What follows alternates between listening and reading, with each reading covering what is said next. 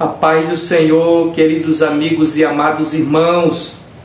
Que alegria poder mais uma vez estar aqui juntamente com vocês, meus amados, para aprendermos cada vez mais a respeito da palavra do Senhor, tendo como base a Bíblia Sagrada e as lições da Escola Bíblica Dominical da CPAD no segundo trimestre de 2022.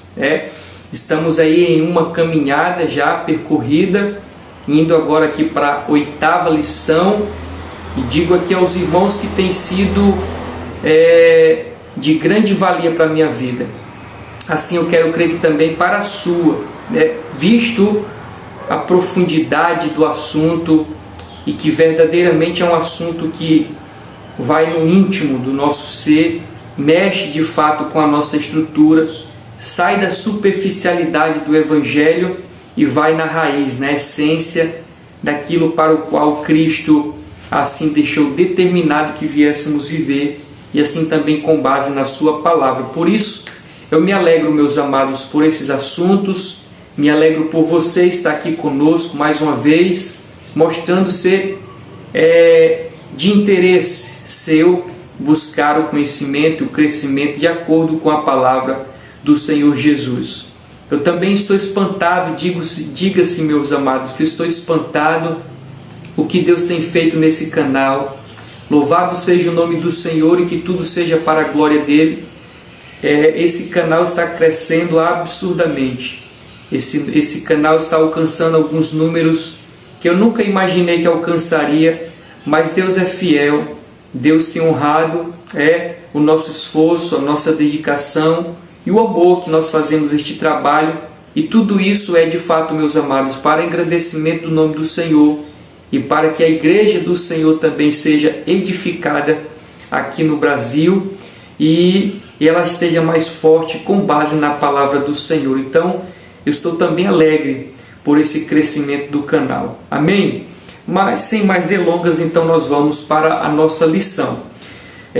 Deixando aqui sempre registrado, você acompanha aí na tela, o tema que está envolvendo os 3 meses da nossa lição. E o tema é os valores do reino de Deus, a relevância do Sermão do Monte para a igreja de Cristo. Esse então meus amados, o tema que está envolvendo, que abrange os 3 meses da nossa lição, e ao longo desses 3 meses os seus desdobramentos, dentre os quais um deles hoje é a lição de número 8. Você acompanha aí na tela também a lição de número 8, que tem como título Sendo Verdadeiros. Sendo verdadeiros. Glórias ao nome do Senhor. Esse então é o título da lição de hoje, lição de número 8. Você acompanha aí na tela, meus amados, os objetivos da nossa lição. São 3. O primeiro objetivo da nossa lição é contrastar o ato de dar esmola com a hipocrisia. Segundo, colaborar no auxílio ao próximo sem alarde. Terceiro, concluir que Deus contempla o bem que realizamos. Glórias ao nome do Senhor. Mais uma vez eu tenho certeza que será uma lição confrontadora. E eu digo, meus amados, eu gosto muito de lições que nos confrontam, porque nesse confronto nós somos moldados. Vamos para os tópicos e subtópicos da nossa lição. Acompanhe aí na tela os tópicos e subtópicos da nossa lição. A grande maioria são 3 tópicos com os seus subtópicos. O primeiro tópico da nossa lição, meus amados, diz desta maneira: o ato de dar esmola e a hipocrisia. Primeiro subponto diz definição de hipocrisia. O segundo subponto, a justiça pessoal. E o terceiro subponto, as 3 práticas da ética cristã. O segundo ponto da nossa lição, meus amados, tem como título auxiliando o próximo sem alarde. O primeiro subponto diz: qual é a motivação do teu coração? O segundo subponto, meus amados, tem como título o que buscamos quando auxiliamos o próximo. E o terceiro subponto diz a maneira de ofertar segundo Jesus. O terceiro ponto, meus amados, da nossa lição tem como título Deus contempla o bem que realizamos. O primeiro subponto diz o Deus que tudo vê. O segundo subponto diz o Deus que recompensa. Glórias ao nome do Senhor. Então esses são os pontos e subpontos, ou tópicos e subtópicos da nossa lição. Nós vamos para o nosso textual e a nossa verdade prática. Acompanhe aí na tela, meus amados. Acompanhe aí na tela o nosso textual. O textual está em Salmos 32, 2. Salmos 32, 2. Abre aspas, diz: Bem-aventurado o homem a quem o Senhor não imputa maldade e cujo espírito não há engano. Salmos 32, 2. Glórias ao nome do Senhor. Nós vamos então agora, meus amados, para a verdade prática. Você acompanha aí na tela e diz assim: Jesus chamou de hipócritas as pessoas que praticam boas ações, não por compaixão ou bons motivos, mas para obter glória diante dos homens. Essa verdade prática é forte, né, meus amados?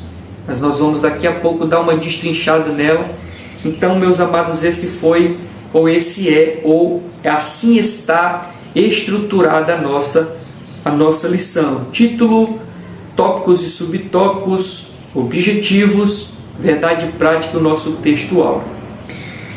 Nós vamos então olhar ponto a ponto aqui, meus amados, começando do nosso título, o título da nossa lição.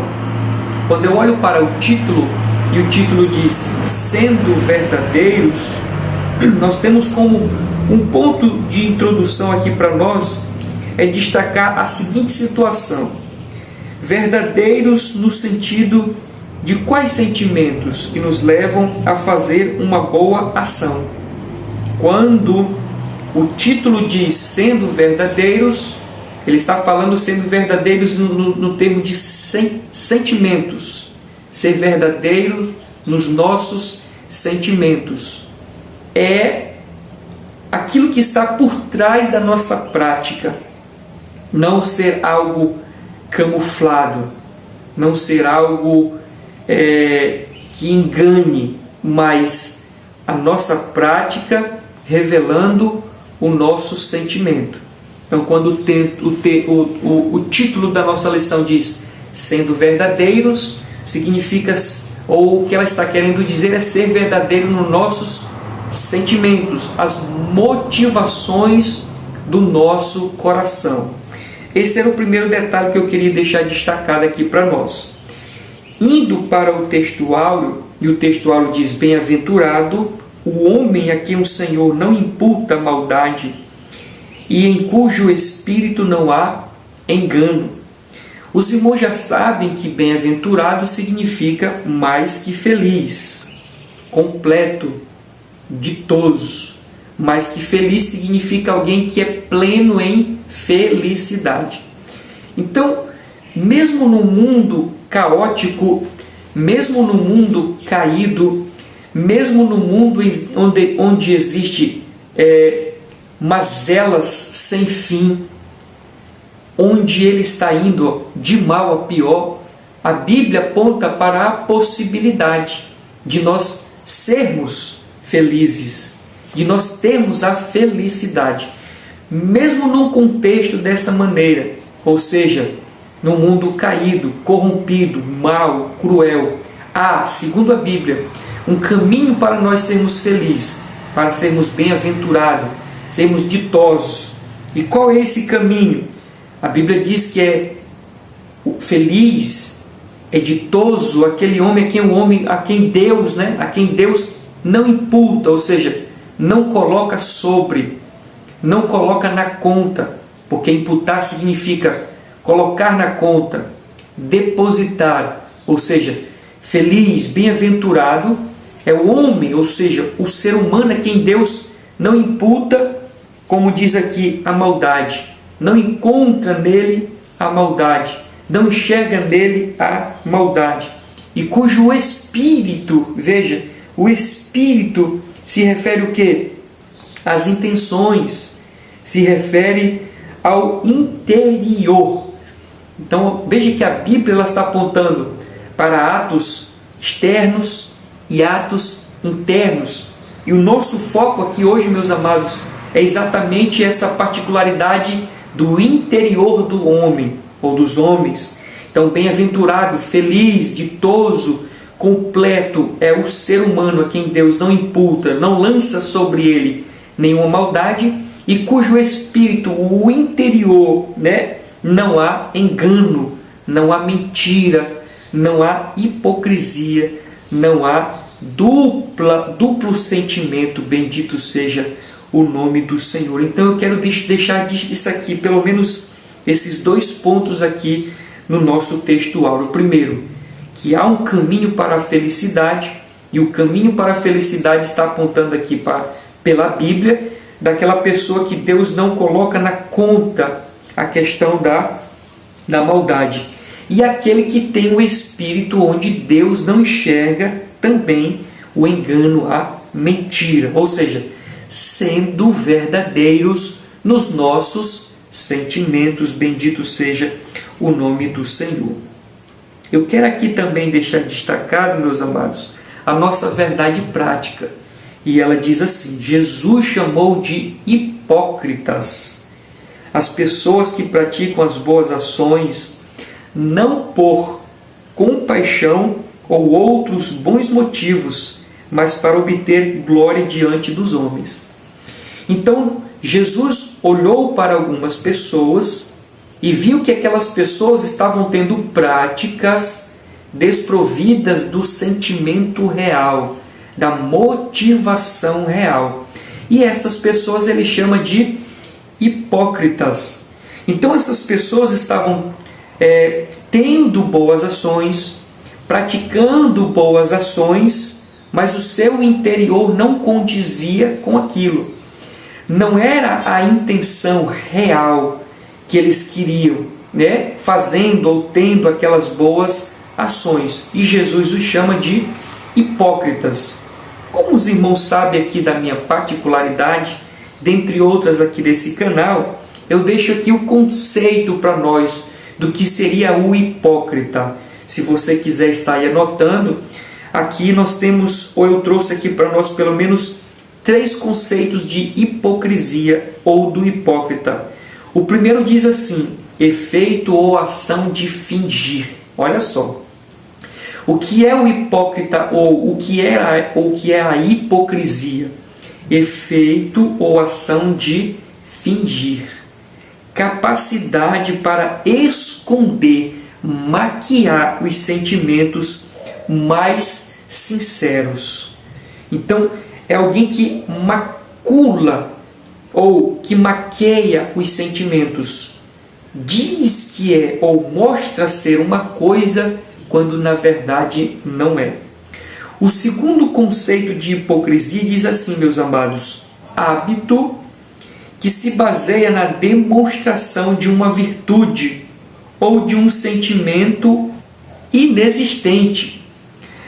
Repito, o hábito que se baseia na demonstração de uma virtude, alguém que vai mostrar uma virtude, mas é desprovida do sentimento real, é desprovido do sentimento verdadeiro. Isso é o hipócrita. O terceiro aspecto aqui, meus amados, eu coloquei, digo bem simples, a farsa, o fingimento. Quem é alguém que é hipócrita? É alguém que é farsante, é alguém que finge, que é fingido. Então Jesus chamou pessoas de hipócritas. E segundo o conceito de Cristo, as pessoas hipócritas são aquelas pessoas que fazem boas ações, têm demonstração de boas ações, mas as suas motivações não são verdadeiras, porque na verdade eles não querem ajudar as pessoas, Eles não fazem isso por compaixão, por de fato se importar com o próximo, com a pessoa. Ele tem uma outra motivação e a verdade prática aponta para isso. O que é que essas pessoas que são consideradas hipócritas, apesar de estarem fazendo boas ações para o próximo, mas a motivação não é real? Qual é então a real motivação dessas pessoas? Obter glória diante dos homens. Obter glória diante dos homens. Eu abro até aqui um particular, meus amados. Eu abro até aqui um particular do cuidado que nós devemos ter, ao divulgar trabalhos da igreja. Por exemplo, às vezes a igreja ela desenvolve ação social, entrega de roupas, questão da sopa, roupas, aí grava-se o vídeo e divulga. Então, entre o sentimento de mostrar que a igreja está sendo útil na face da terra, mas mostrar por se mostrar, há uma linha muito tênue, muito tênue. Por isso que eu estou chamando aqui a atenção de nós, como servos do Senhor, que fazemos atividades, que desenvolvemos atividades em diversos aspectos, irmãos. Seja na questão evangelística, grupos de irmãos vão fazer o evangelismo e tem ali entrega de Bíblias, tem ali as visitas. Então, tem pessoas que tiram fotos, vídeos, só para mostrar que estão fazendo. Eu espero que os irmãos estejam entendendo o que eu estou dizendo. Há uma linha muito tênue entre fazer com a motivação certa, no sentido de divulgar o reino, mas tem o sentimento de divulgar a si, ou divulgar a sua administração, seja um professor, seja um líder, enfim. Temos que ter muito cuidado, meus amados. Eu fecho aqui o parênteses voltando para a nossa lição. Então se Cristo disse que tem, é porque tem pessoas que têm práticas boas, mas a intenção do seu coração não são os melhores. Então eu destaco 3 situações aqui que levam os homens a serem considerados hipócritas, mesmo diante de ações boas, sendo realizadas boas. A primeira, aparecer. Segunda, se promover, dizer que tem um coração bom. Então, eu coloquei aqui essas 3 situações ou motivos que levam alguém a aparentemente ter ações boas. O primeiro é aparecer, se promover ou dizer que tem um coração bom. Então tem pessoas que gostam de aparecer, tem pessoas que gostam de querer se destacar, que está fazendo e vai divulgando. Tem pessoas que fazem para ser promovido. Vamos imaginar aqui no aspecto de um ministério de uma igreja. Começamos como auxiliar, vem o diácono, vem um presbítero, vem um evangelista, vem um pastor. Então imagine que alguém faça boas ações no aspecto de se promover. Vamos imaginar na própria sociedade, alguém que começa ali a fazer algumas ações para ser promovido, para ser destacado. A intenção dele é aparecer, é ser promovido. São essas motivações que podem estar dentro de nós e nós precisamos, meus amados, ter cuidado. E o terceiro aspecto aqui, dizer que tem um coração bom. Eu tenho ouvido diversas pessoas dizendo que são bons, mas com base em que essas pessoas dizem que são boas? Com base nas ações que elas estão fazendo? Então, veja que tem pessoas que têm as ações, as boas ações, até como uma justificativa para dizer que são bons. Quando, na verdade, nós vamos para dentro da Escritura, nós não vamos enxergar essa particularidade de um coração bom nos seres humanos. Até Os irmãos conhecem da história do jovem rico que chegou para Jesus e ele disse: bom mestre, e Jesus disse: por que me chamas bom? Bom só tem um, que é Deus. Então, pegando ainda esse aspecto de que o homem faz coisas boas, mas a motivação dele é para querer se respaldar que tem um coração bom, eu continuo aqui trazendo um ensino para nós, que diz assim: dar esmola, cesta básica, me faz ter um coração bom? Não, eu digo. Por quê? Porque pessoa ama umas pessoas, mas odeia outras. O que eu estou querendo dizer com esta frase? Que mesmo eu dando esmola, que mesmo eu dando cesta básica, essas atitudes não me fazem ter um coração bom. Práticas boas não me tornam uma boa pessoa. São apenas práticas boas. Porque senão, queridos, se essas práticas fizessem com que eu tivesse um coração bom, isso estaria em contradição com a Escritura. Mas o homem manifesta, sim, o homem manifesta expressões de bondade, mas isso não faz o seu coração bom. É o que eu estou querendo dizer aqui para nós. E quando eu estou querendo dizer isso para nós, eu estou tentando derrubar esse pensamento, meus amados, que se encaixou na cabeça de muitos em achar que são bons. Atitudes de bondade não nos fazem bons, são apenas atitudes de bondade. Nós vamos ainda permanecer com o nosso coração corrompido, meus amados. Continuando ainda nesse pensamento sobre o coração do homem, eu destaco aqui dizendo: o que me faz ter um coração bom? Já que bondades não revelam que eu tenho um coração bom, porque nós estamos até falando aqui sobre a hipocrisia. Pessoas que fazem boas ações, mas as motivações não são das melhores. Por isso eu concluo que as ações boas não nos fazem bons. Elas nos fazem simplesmente ter atitudes boas. Mas o que faz com que o coração do homem seja bom? Eu coloco duas coisas: amar e perdoar. Quem de fato tem um coração bom é alguém que ama, é alguém que perdoa.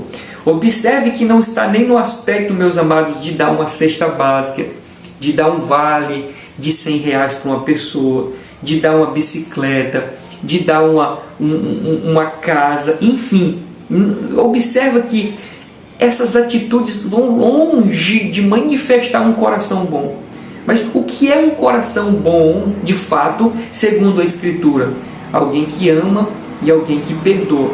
E observa que essas duas coisas estão, meus amados, estão juntas. Elas estão unidas. Alguém pode dizer: eu dei uma casa, eu dei uma bicicleta, eu dei uma cesta básica, porque eu amo. Não, amar é perdoar. Perdoar é amar. Entendem, irmãos? Eu espero que vocês estejam entendendo. A verdadeira característica de alguém que tem um coração bom é alguém que ama e alguém que perdoa. Interessante que por um tempo atrás eu estive pensando sobre isso. Como é que eu sei que um dia eu perdoei alguém? Talvez você esteja me vendo, esteja passando exatamente por essa situação de ter sido ferido e você fica dizendo que perdoou, mas fica aquela dúvida se de fato perdoou ou não. Como é que eu sei que alguém de fato perdoou? Como é que eu sei que verdadeiramente eu perdoei? É simples, irmãos, simples. É só você orar pela pessoa. Quando você começa a orar pela pessoa, quando você se dispõe a orar por aquela pessoa, aí sim, verdadeiramente você liberou o perdão. Porque alguém que diz que perdoou, mas não consegue orar pela outra pessoa, nunca perdoou, irmãos. Faça esse teste e você verá o quão extraordinário é esse exercício de orar por aqueles a quem nos feriu, né? E nós deveríamos liberar o perdão, mas verdadeiramente talvez nem tenhamos liberado o perdão até o momento em que nós passarmos a orar por esta pessoa. Vamos adiante, meus amados, para a nossa lição, olhando aqui para a introdução da nossa lição. Tem muita coisa aqui, meus amados, para nós, muita coisa. Abra o seu coração e deixa o Espírito Santo falar o teu coração. Lembrando, você está com a sua caneta na mão, pegou o papel, está com a sua revista na mão, faça isso, irmão. Pegue sua revista, pegue seu caderno, pegue sua Bíblia, faça suas anotações. O Espírito Santo ele vai falar coisas novas ao teu coração, além do que eu estou falando. Você já deixou o like aí no nosso vídeo? Meu amado, esse like é muito importante para nós. Tanto o seu like quanto o seu comentário nos ajude, nos dê mais ânimo, mais força para continuar neste trabalho, inscrevendo-se, dando like, comentando, e o nome do Senhor venha a ser glorificado. Vamos lá para a introdução que diz assim: o ensinamento de Jesus no Sermão do Monte tem o objetivo de fazer com que sejamos seguidores de Jesus Cristo, comprometidos com os valores do reino de Deus. Uma consequência de quem vive esses valores é buscar ser aprovado por Deus. Não é aprovado pelos homens, é aprovado por Deus. A aprovação dos homens está no lado exterior, mas a aprovação de Deus está no lado interior. Então, o que nós devemos buscar ao pôr em prática os valores desse reino, e é o que Jesus estava querendo que nós viéssemos praticar, viver, fazer, né? Ao nós praticarmos isso, meus amados, devemos buscar a aprovação não dos homens, mas a aprovação de Deus. Por isso, nós precisamos estar atentos em relação à questão dos nossos sentimentos, que é o que nós estamos vendo hoje. Vamos lá, continuando. Uma consequência de quem vive os valores do reino é buscar ser aprovado por Deus e além de vigiar contra a hipocrisia. Nesta lição, veremos que Deus condena. Não é uma coisa que Deus tolere, que Deus faça vista grossa. Deus condena, meus amados, a hipocrisia de pessoas que praticavam boas ações, não por compaixão ou outros motivos, mas para obter glória diante dos homens. Eu tenho uma oração que diz assim: Senhor, me faz amar o que tu amas e odiar o que tu odeias. Esse é o caminho, irmãos, esse é o caminho. Então nós temos que olhar para a Bíblia e ver aquilo que agrada ao Senhor e aquilo que não agrada ao Senhor. Se agrada ao Senhor, façamos, mas se não agrada ao Senhor, não façamos, mas também tenhamos o mesmo sentimento. Por exemplo, se Deus odeia o pecado, qual é a nossa atitude em relação ao pecado? Odiar o pecado. Se Deus ama o pecador, qual é a nossa atitude em relação ao pecador? Amar o pecador, independentemente do seu pecado. Se é homossexual, se é um drogado, se é um viciado, se é uma prostituta, a visão de Deus em relação às pessoas é amá-las, independente do seu pecado. Não que Ele concorde, de igual modo assim também nós. Então, meus amados, a introdução diz isso para nós. Bendito seja o nome do Senhor. Então, quando Cristo expõe esses valores, Cristo quer que nós sejamos como Ele, como eu escrevi aqui. Sejamos como Ele é, como cidadão deste reino. Ora, se Cristo veio dar início a um novo reino, e Ele é o rei desse reino, Ele quer que os súditos sejam ou encaixem-se de acordo com este reino, meus amados. Imagine só rapidinho. Se pega uma mulher aqui do Brasil, e a gente conhece a realidade aqui do Brasil, por exemplo, em uma praia. Como é que nós enxergamos mulheres em uma praia, homens em uma praia, quase que despidos, não é isso? Leva essa pessoa lá para o Oriente Médio e manda ela ir para os igarapés. Se ela se vestir lá do jeito que se veste aqui, vai dar errado. Então veja que um lugar, meus amados, ele tem as suas características. O reino de Deus também tem as suas características. E foi o que Cristo expressou no Sermão do Monte. Por isso que, quando a nossa revista diz que o Sermão do Monte tem como objetivo fazer com que sejamos seguidores de Cristo, comprometidos com esses valores do reino, ele quer que nós tenhamos as características, que as pessoas enxerguem em nós as características desse reino.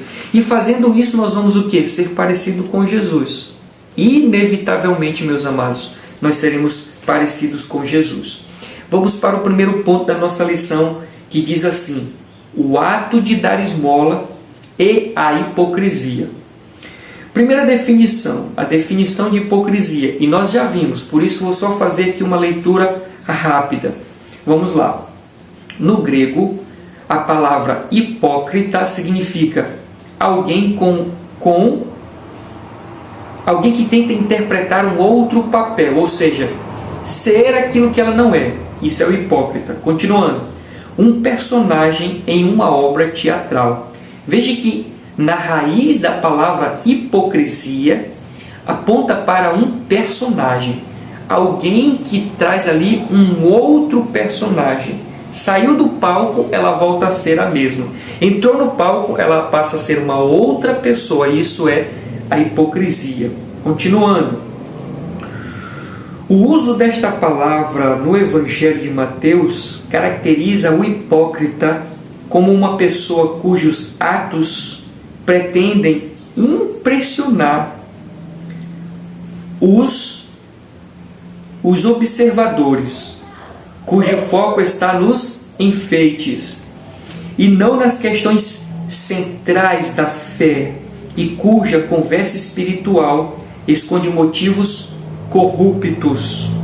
Em Mateus 6, o hipócrita está em contraste com a pessoa de fé, cujo relacionamento com Deus é secreto.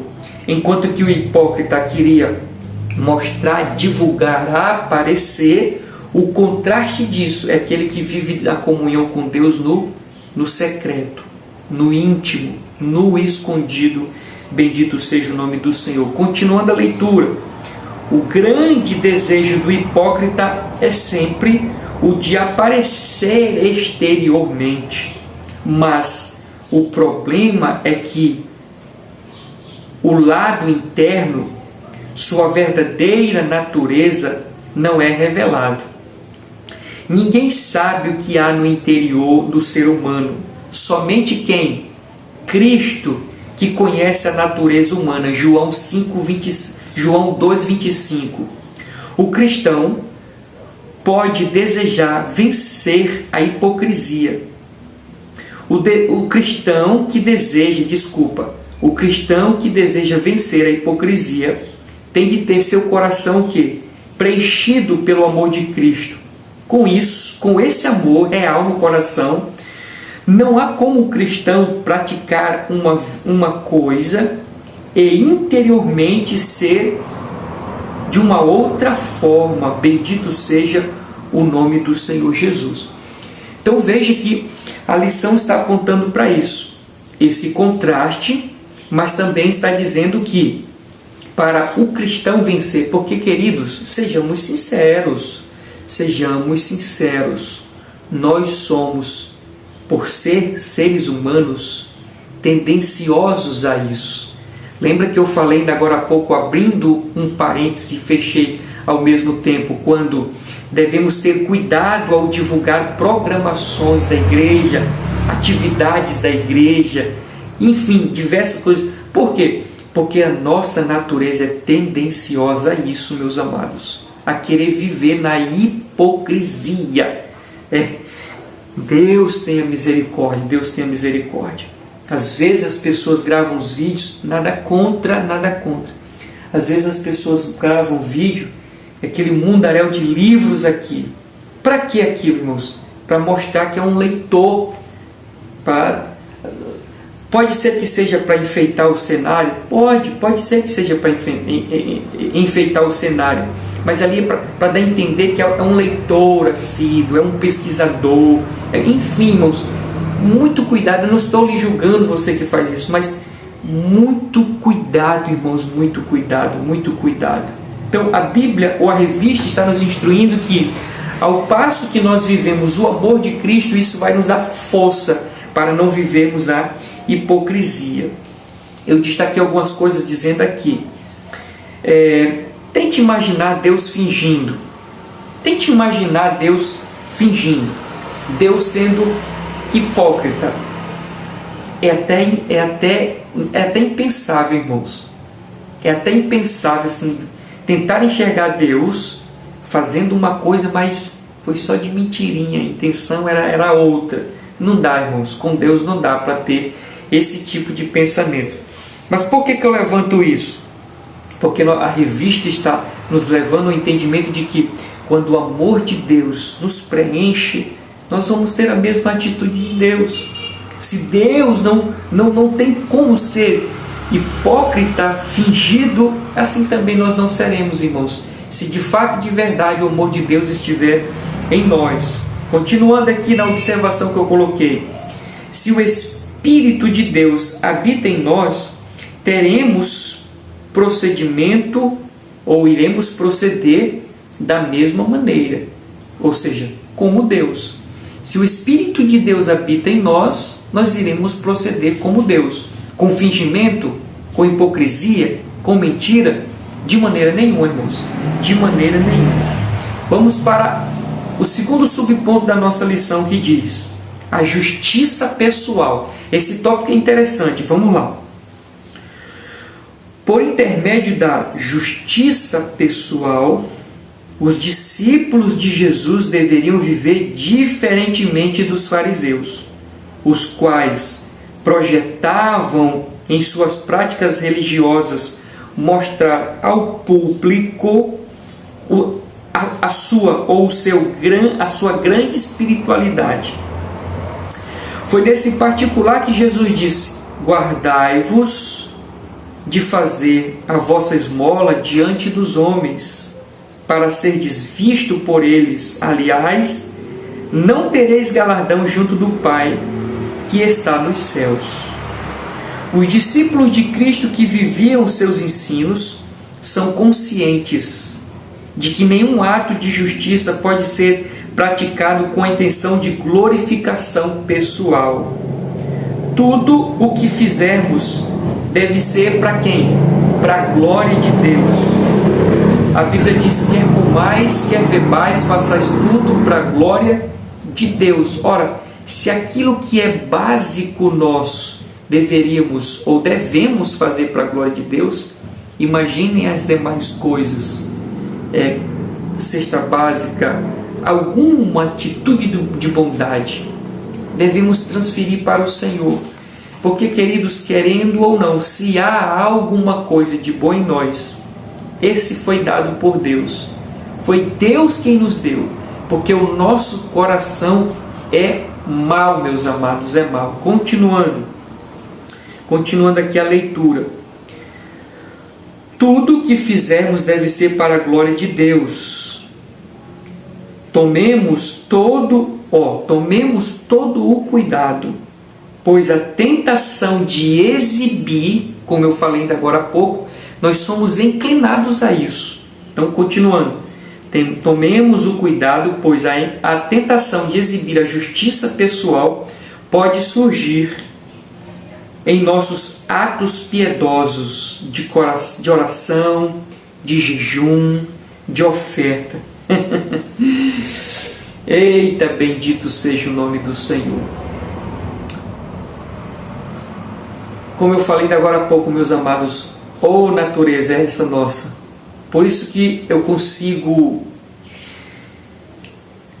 sentir o que o apóstolo Paulo disse quando ele expressa: miserável homem que sou, miserável homem que sou. É assim, meus amados, que eu me enxergo. Miserável homem que sou.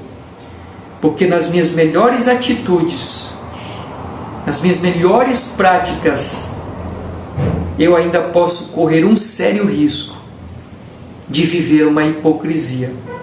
Estar fazendo aquilo pelo simples fato de querer me promover, de querer aparecer, de mostrar que eu sou alguém que é bom. Só Deus para nos resguardar de uma situação como essa. Oh, bendito seja o nome do Senhor. Eu quero ler aqui com os irmãos alguns versículos que a nossa lição traz. 1 Coríntios 10. Anote que se você quiser ler comigo, meus amados. 1 Coríntios 10. 1 Coríntios capítulo 10, versículo 31, diz assim: portanto, quer comais, quer bebais, façais tudo para a glória de Deus. Ou qualquer coisa, façais tudo para a glória de Deus. Tem Colossenses 3, 17, meus amados. Colossenses 3, 17. Olha o que diz a palavra do Senhor com base no que nós estamos falando. Colossenses 3, 17. E o quando fizerdes por palavras ou por obras, fazei tudo em nome do Senhor Jesus, dando por ele graça a Deus Pai. Nós estamos no tópico sobre a justiça pessoal. A nossa natureza querendo exercer ou tomar posse disso. De que nós somos bons, de que nós temos um coração bom, e isso nos levar a um envaidecimento, quando na verdade, meus amados, tudo vem e é para Deus. Vem de Deus e é para Deus. A terceira referência, meus amados, 1 de Pedro, meus amados, capítulo 4, verso 11, diz assim: se alguém falar segundo as palavras de Deus, se alguém administrar, administre segundo o poder que Deus dá, para quem em tudo ele seja glorificado, por Jesus Cristo, a quem pertence a glória e o poder para todo sempre. Amém. Então, na verdade, meus amados, se nós fôssemos ou tivéssemos atitudes de bondade, além de estar ajudando pessoas, qual é um dos intuitos verdadeiros? A glorificação do nome do Senhor. Você canta para quê? Para a glória do Senhor. Tem até uma história, me permita contar aqui, meus amados, mas serve para enriquecer aquilo que eu estou falando. Conta-se, de uma determinada irmã que foi com um pastor e pediu para cantar. Pastor, me permita cantar, hoje eu estou com a vontade de cantar, eu queria cantar para o Senhor, para Deus. Aí o pastor, tá bom, meu irmão, vou me dar uma oportunidade. Lá o pastor lembrou da irmã, mas não chamou, porque ele queria fazer com que ela passasse por um teste. O culto finalizou, a irmã foi até o pastor novamente e disse: mas pastor, o senhor não me chamou, eu fui com o senhor falou que iria me dar uma oportunidade e não me deu, eu queria tanto cantar para o Senhor. Aí o pastor disse: mas irmã, a senhora quer cantar para o Senhor? Então cante agora, cante para o Senhor. Aí a irmã disse: mas agora não tem mais como, pastor, todo mundo já foi embora, eu vou cantar o quê? Aí o pastor disse: mas a senhora está querendo cantar para a igreja ou para o Senhor? Então, meus amados, vejam, você canta para quê? Para a glória do Senhor. Você prega para quê? Para a glória do Senhor. Esses dias estava até refletindo sobre uma frase que veio à minha mente e ao meu coração, meus amados, que dizia assim, eu acredito que nem é meu, acho que eu escutei de alguém, o que importa não é se a mensagem é boa ou ruim, o que importa é se ela é bíblica, porque sendo bíblica, nós com certeza iremos identificar como que ela é boa, mas a questão é que a característica de bondade para nós pode não ser o que a Bíblia está apontando. Porque quando trazemos uma mensagem um pouco mais incisiva, que confronte a nossa natureza, aquilo não é bom. E se nós formos pela pelo entendimento da bondade do mundo, nós vamos rejeitar esse tipo de mensagem. Mas quando na verdade ela de fato é boa para nós. Então, meus amados, que nós devemos levar em consideração não é se a mensagem foi boa ou ruim, mas se ela é bíblica. Quantos, talvez até você esteja me escutando, pregou e depois perguntou para um amigo: e aí, a mensagem foi boa? E aí, a mensagem foi boa? Até então, meus amados, dentro do meio pentecostal tem isso. Me ajude a pregar, me ajude a pregar. Não tem esses jargões de pregadores? Me ajude a pregar, me ajude a pregar. O que é esse me ajude a pregar? Ele quer que a igreja reaja para ele se entusiasmar para pregar com mais entusiasmo. É assim que está o evangelho de hoje, meus amados. Então as pessoas não estão preocupadas em passar um conteúdo bíblico, elas querem impactar, elas querem causar dentro das igrejas. Enfim, só Deus para ter misericórdia. Nós estamos falando de hipocrisia, sentimentos desprovidos da atitude exterior. Amém, meus amados? Vamos lá.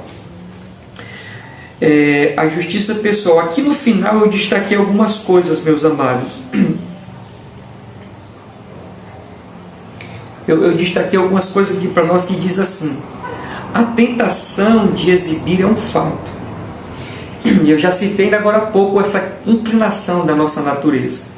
A tentação de exibir é um fato.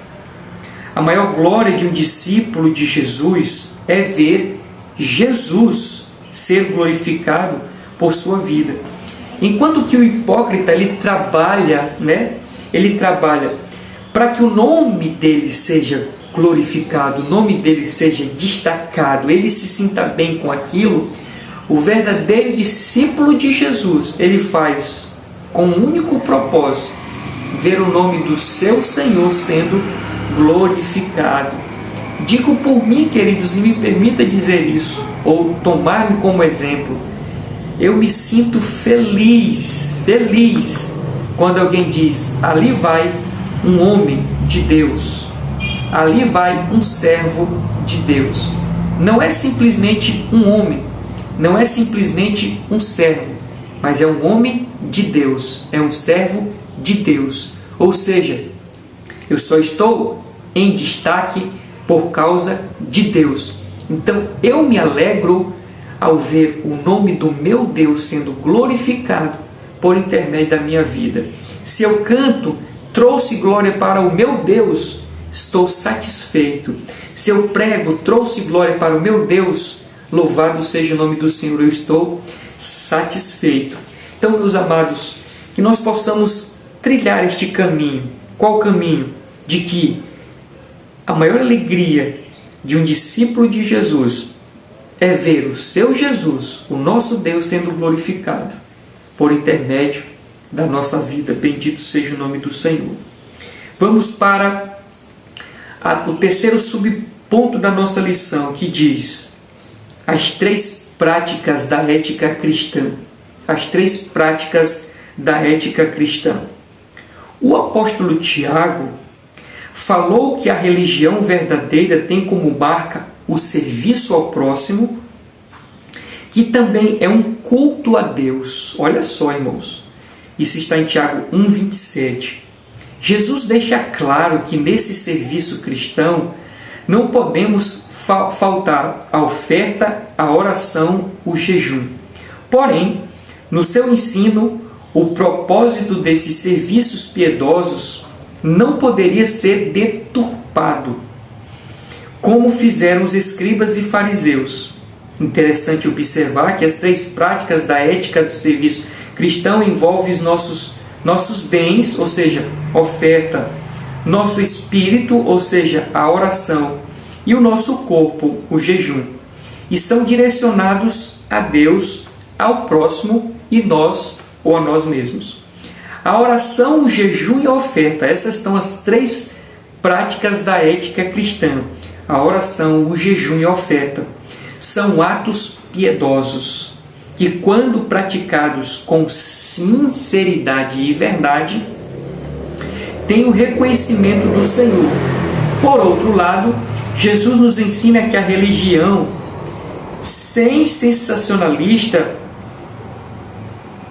que a religião sensacionalista e espetacular do dissimulado religioso perverte a piedade. Afinal, sua intenção é somente enganar e buscar os aplausos humanos. Tal procedimento jamais é adotado por um seguidor de Jesus, pois sabe que a prática de atos justos é somente com a finalidade de glorificar ao nome do Senhor.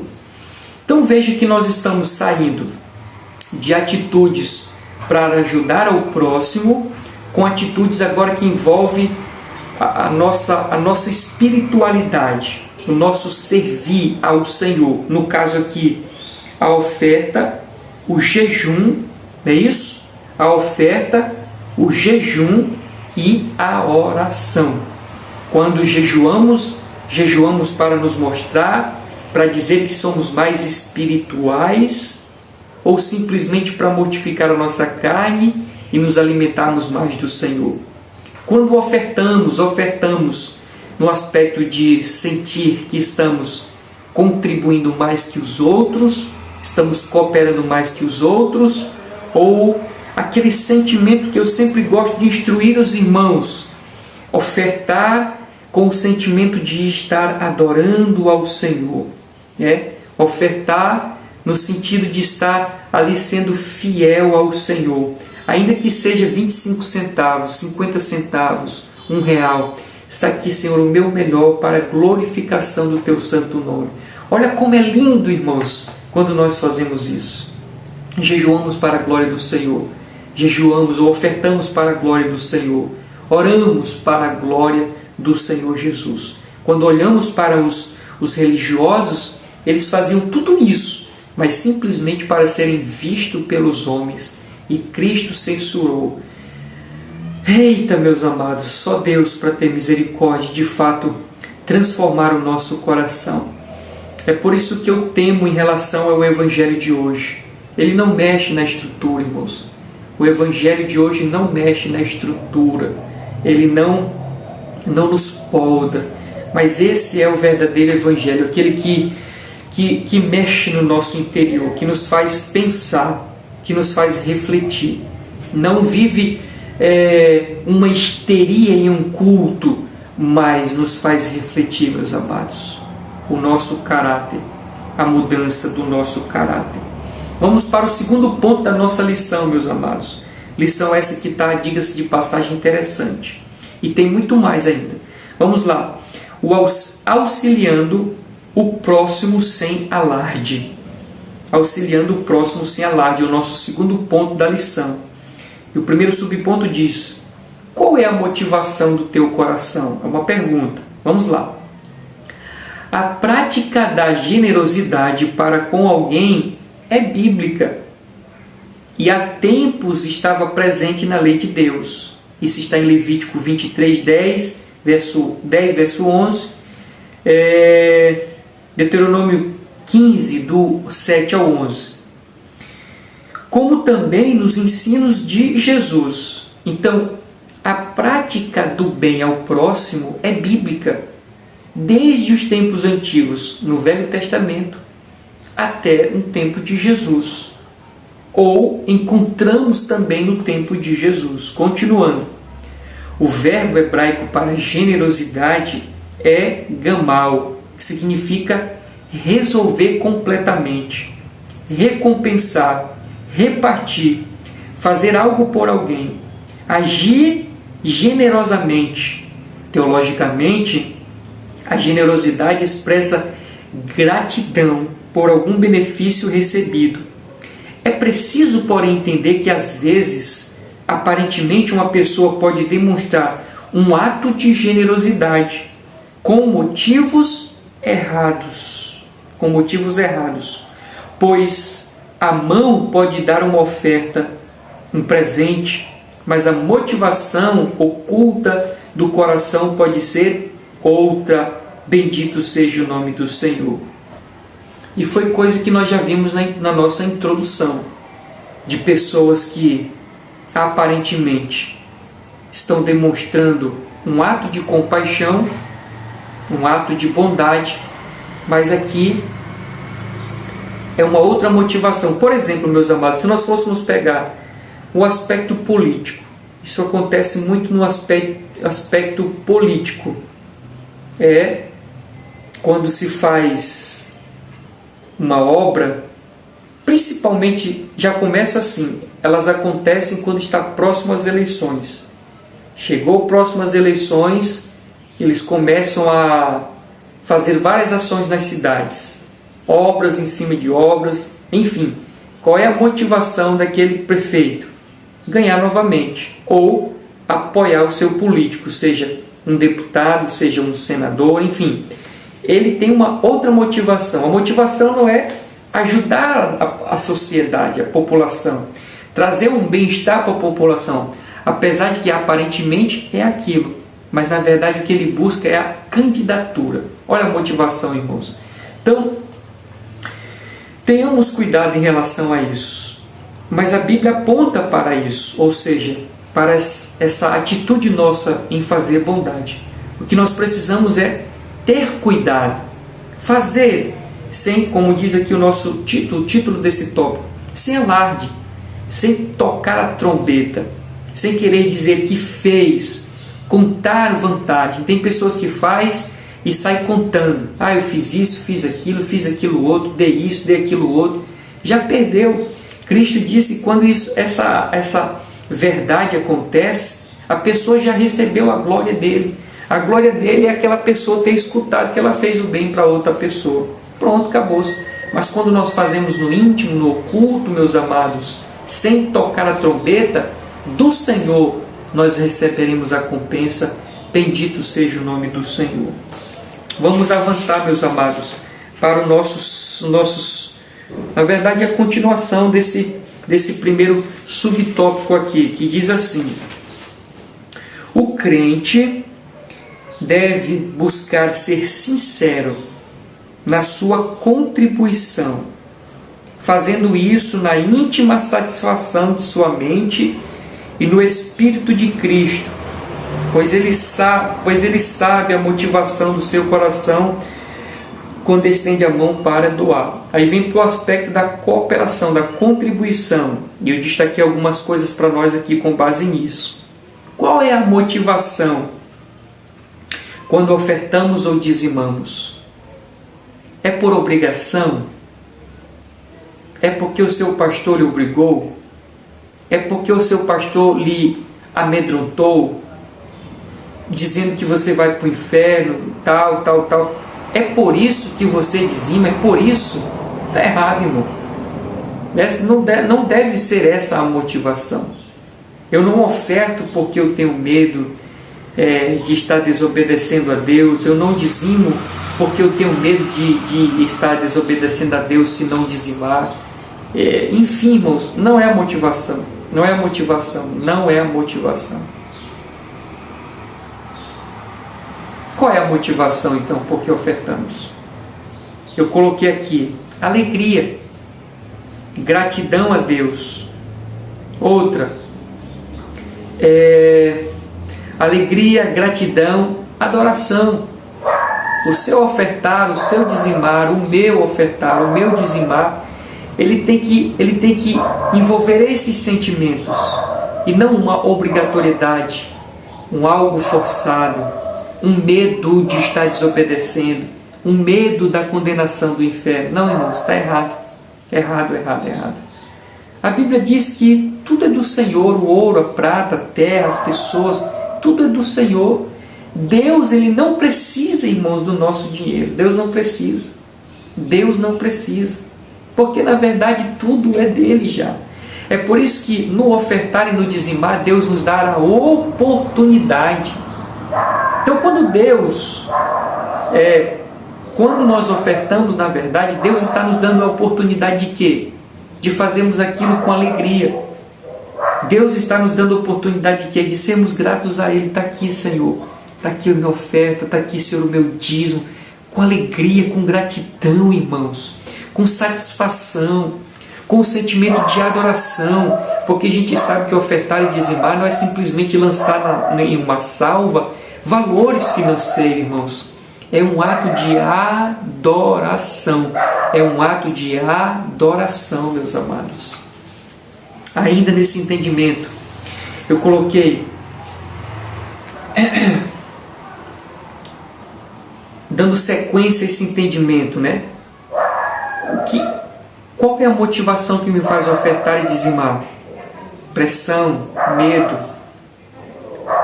Ou porque eu faço por amor, por alegria? Se eu faço por amor, por alegria, então por que retemos quando o pastor não administra corretamente? Não era para Deus? O que acontece?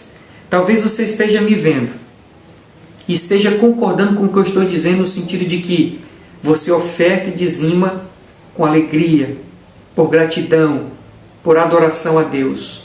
Mas quando o pastor não administra bem isso, qual é a atitude de muitos dos cristãos? Não é reter a oferta, não é reter o dízimo, mas não era para Deus ou era para o pastor? Não, mas o pastor não está sabendo administrar. Uma coisa é uma coisa, outra coisa é outra coisa. Deus não é como o ser humano. Deus sabe julgar muito bem e ele julga na individualidade.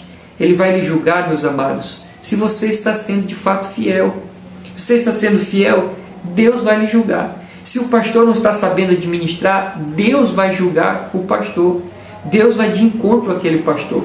Então, não é a atitude do pastor que me fará contribuir ou não. Não, eu vou contribuir, seja ofertando, dizimando, por Deus, pela obra do Senhor, por esses mesmos sentimentos que eu estou fazendo aqui: alegria, prazer, gratidão, adoração. É por isso.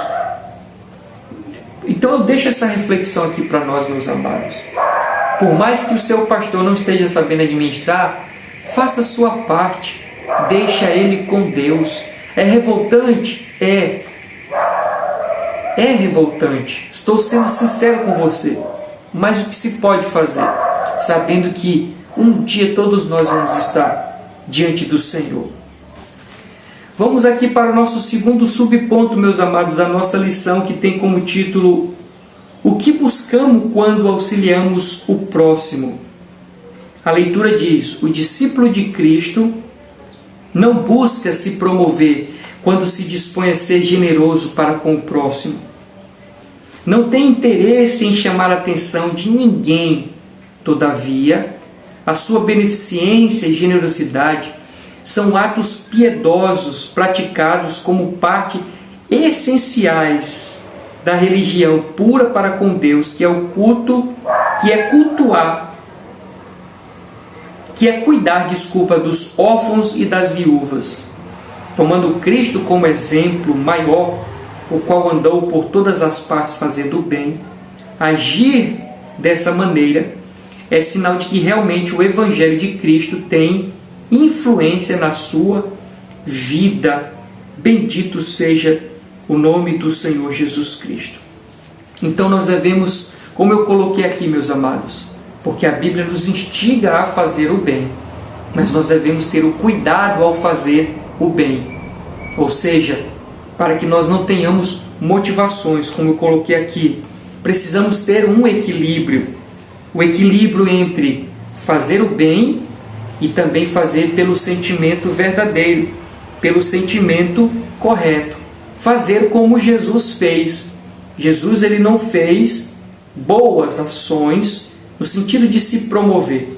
Ele fez porque o seu coração amava as pessoas. Até então tem uma passagem que os discípulos queriam despedir as multidões com fome, e Jesus olha para elas e vê elas como ovelhas que não tinham pastor.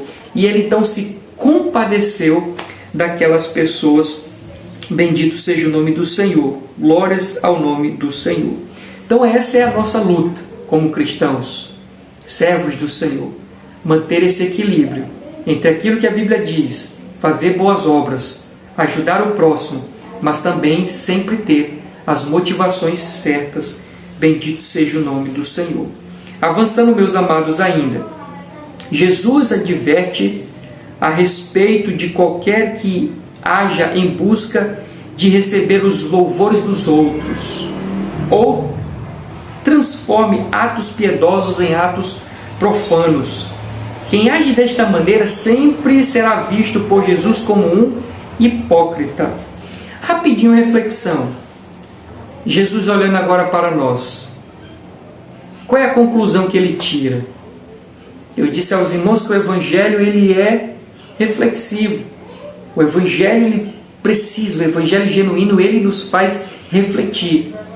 Olhando para toda a sua vida, todo o seu histórico, seja diante da sociedade, seja envolvido na obra do Senhor, qual é a conclusão que Deus tira a respeito de mim, a respeito de ti?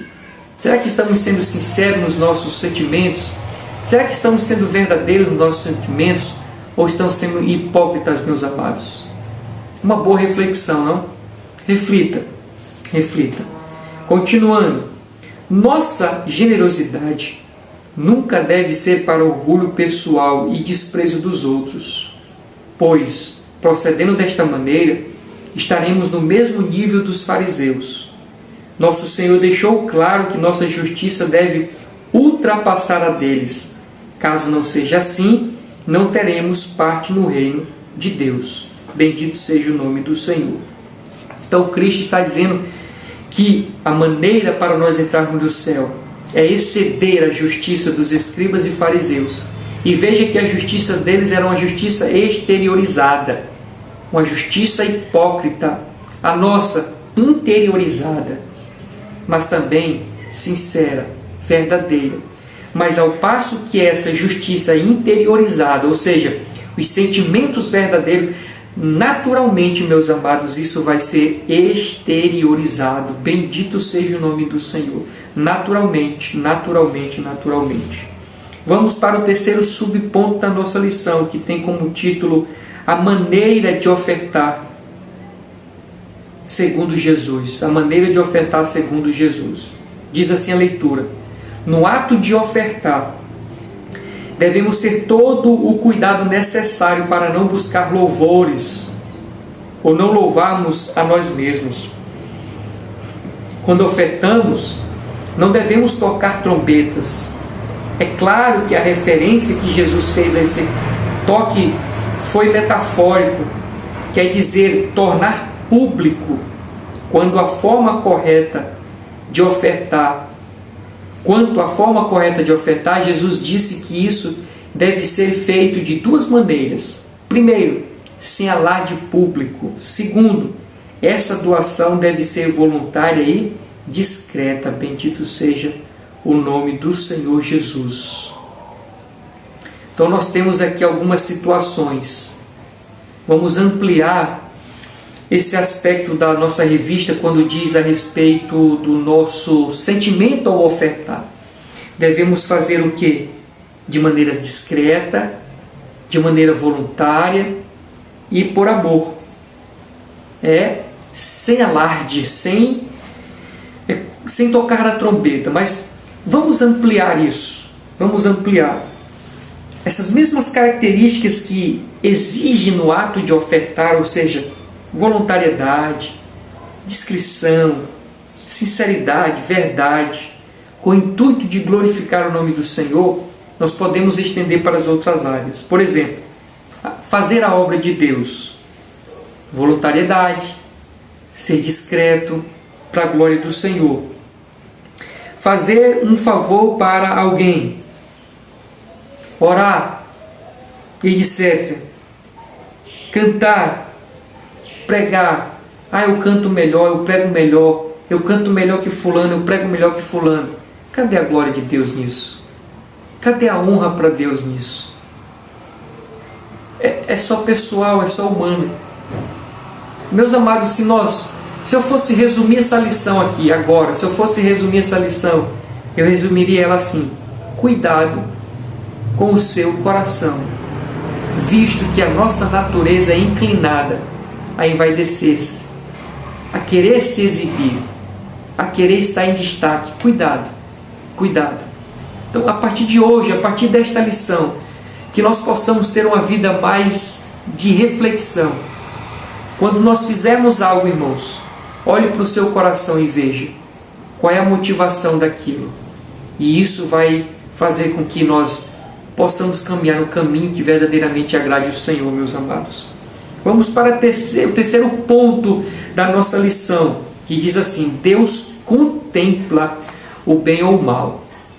Em lições passadas, eu disse assim: porque a Bíblia diz, não há nada oculto que não seja revelado. A Bíblia diz que Deus sonda o mais íntimo do nosso interior, do nosso coração. Se essas coisas são verdade, irmãos, então por que insistir numa vida de hipocrisia? Então por que insistir numa vida de farsa? Numa vida de ilusão? Se um dia tudo vai ser revelado, e se para Deus não tem como esconder, por que viver, irmãos? Na verdade, o nosso esforço, irmãos, deve ser para vivermos uma vida de sinceridade, de verdade, o máximo possível. O máximo possível. E assim agradarmos ao Senhor. Mas vamos lá. O Deus que tudo vê.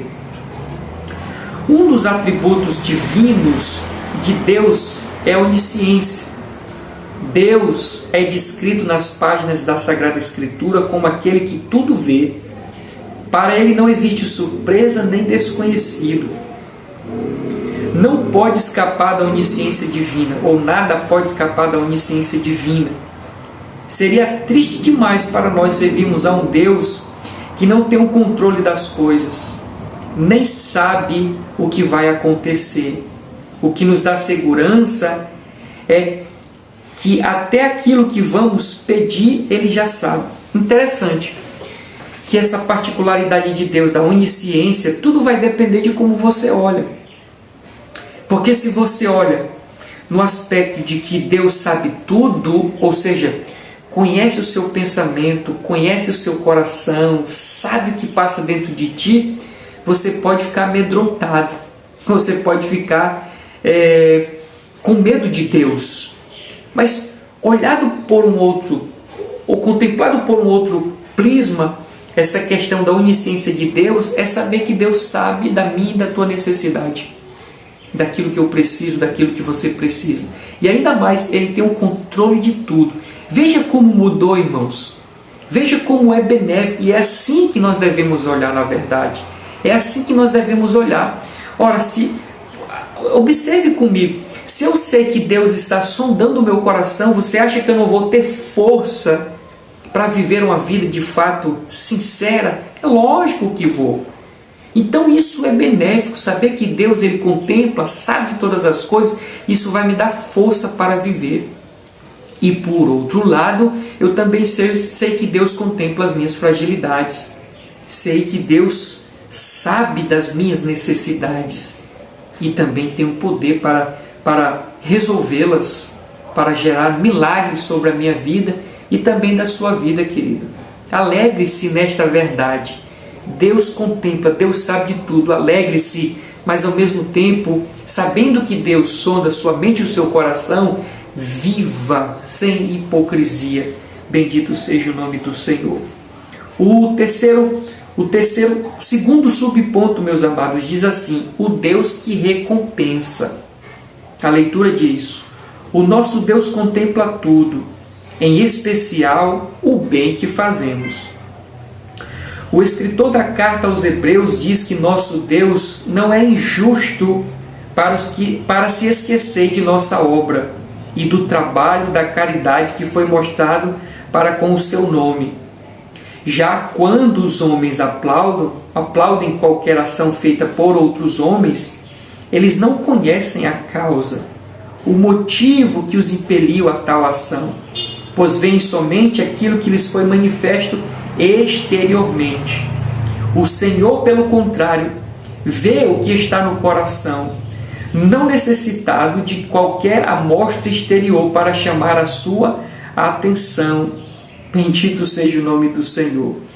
Quando um crente procura fazer algo apenas para que outras pessoas vejam, está desprezando os ensinos verdadeiros de Cristo, que especificamente afirmou que nada deve ser feito para receber a aplauso dos homens. Ademais, ainda age como se Deus não estivesse atento a tudo o que Ele faz. Os verdadeiros servos do Senhor são conscientes, ou deveriam ser conscientes, de que quem recompensa é Deus, e por isso praticam suas obras no anonimato, no secreto, por amor do Pai e por sempre quererem agradá-lo em todo o momento. Bendito seja o nome do Senhor. O salvo em Cristo deve lembrar de que Deus irá recompensar cada um segundo o seu procedimento. Portanto, é sempre bom fazer o bem, lembrando de que aquele que sabe fazer o bem e não faz, esse está pecando, ou seja, o pecado da omissão. Lembra que a Bíblia diz ou nos instrui a fazer o bem. Quando nós deixamos de fazer o bem, visto que era para fazermos, nós estamos pecando, segundo a Bíblia, e é o pecado da omissão. Veja, meus amados, o quão é profundo o Evangelho. Ao passo que nós estamos estudando sobre fazer coisas boas, mas ter o equilíbrio para que o meu sentimento esteja condizente com essa atitude, eu devo ter o equilíbrio. A Bíblia também diz que eu tenho que fazer o bem, mas quando eu não faço, eu estou pecando, porque eu estou no pecado da omissão. Nós, como cristãos, precisamos fazer sim o bem, mas também precisamos ter cuidado em relação à motivação. Quando a revista fala sobre que Jesus ele não precisa de atos exteriores, porque ele conhece o coração, veio à minha mente aquela passagem de Davi em 1 Samuel 16, verso 7. 1 Samuel 16, verso 7. Quando diz que Samuel foi ali ungir um dos filhos de Jessé para ser rei, pela visão de Samuel, ele foi ali nos mais fortes, nos mais velhos, e o Espírito Santo sempre gritando, não é esse, não é esse, não é esse. E a frase clássica, conhecida, que nós vemos lá nesse texto, nessa passagem, é Deus dizendo, Deus não vê como o homem vê. Deus não vê o exterior, Deus vê o coração. Ora, então se nós fazemos, meus amados, coisas boas, com as motivações certas e no anonimato do Senhor, nós receberemos a recompensa. Agora, não limite a recompensa do Senhor somente nesta terra, meus amados. Que, por exemplo, tem aquela frase que diz assim, e é bíblica, diga-se de passagem, né? O melhor de Deus está por vir. Quando você ouve essa frase, o que vem na sua mente? O melhor de Deus está por vir. Seja sincero e você há de convir comigo que quando nós escutamos essa frase, nós pensamos, o melhor de Deus está por vir. O que seria o melhor de Deus? Na grande maioria as pessoas pensam em bens materiais, conquistas materiais, um emprego, um casamento, uma porta aberta, uma saúde, o dinheiro, a compra de uma casa, a compra de um carro. Não é isso que vem na mente, irmãos.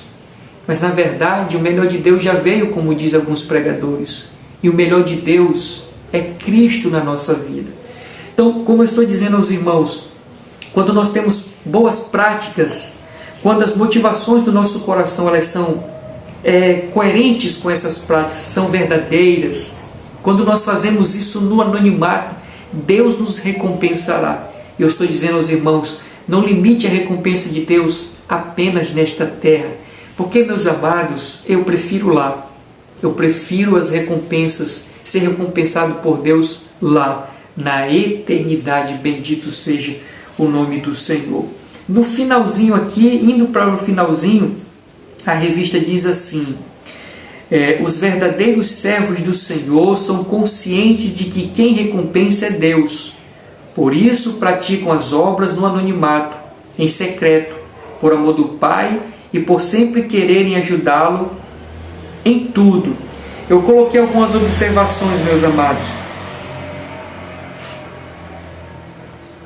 Assim, então aqui, meus amados, próximo ao final desse tópico, quando diz assim: os verdadeiros servos do Senhor são conscientes de que quem recompensa é Deus. Por isso, praticam suas obras no anonimato, em secreto, por amor do Pai e por sempre quererem agradá-lo em tudo. Então nós temos pessoas que fazem no anonimato, no secreto. Para quê? Para agradar a Deus.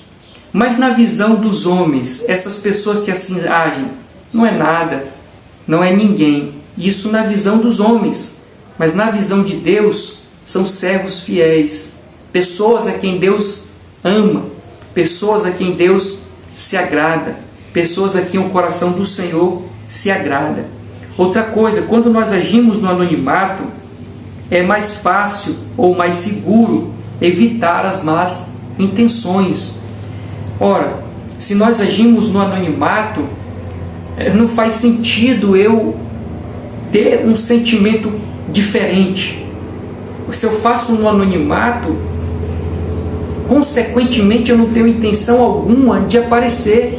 Então, por isso, meus amados, é muito melhor o caminho do anonimato, do secreto, para que nós não venhamos incorrer na hipocrisia ou a questão da motivação errada, meus amados. Indo aqui para a nossa conclusão, que diz assim, queridos: por meio de Jesus ficamos cientes de que Ele deseja que andemos na verdade, sejamos honestos e que a nossa justiça ultrapasse a deles, ou seja, dos fariseus, em todos os aspectos. Jamais busquemos a exibição. Sejamos então como Cristo, meus amados, humildes, simples e sinceros nos nossos sentimentos, práticas unidas com a nossa motivação certa, correta, e tudo, como diz a palavra, seja para a glória do Senhor Jesus Cristo. Muito obrigado por ter chegado até aqui, que Deus abençoe sua vida, e se assim Deus permitir, desejando Ele, estaremos aqui trazendo outra reflexão com base na Escola Bíblica Dominical. Deus abençoe sua vida, sua casa, sua família, seus projetos, lhe ajude nas suas escolhas, em nome de Jesus. Amém e amém.